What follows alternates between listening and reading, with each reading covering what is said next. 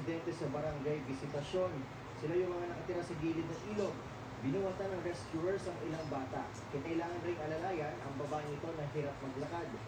Sa evacuation center naman kanina sa barangay Palawig, na isa sa mga coastal areas, 124 na pamilya ang nananatili roon. Pero may ilan na bumalik na raw sa kanilang mga bahay. Samantala, tiyak, buong magdamag naming naramdaman ang lakas ng Super Typhoon Nando. Walang humpay ang malakas na buhos ng ulan at hanging dala ng Super Typhoon Nando sa Santa Ana, Cagayan. May mga nabuwal na puno, naputol na kawat ng kuryente at mga natuklang yero.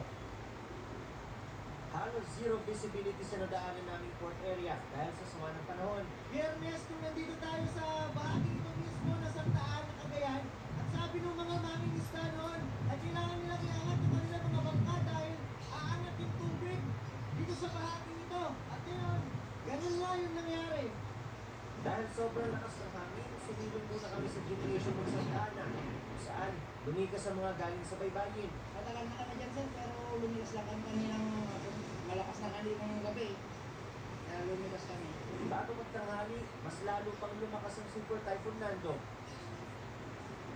Nagliliparan na ang ilang gamit gaya ng baso-ramito at mga sanga ng puno. Ang truck na ito, gumagalaw rin dahil sa lakas ng hangin.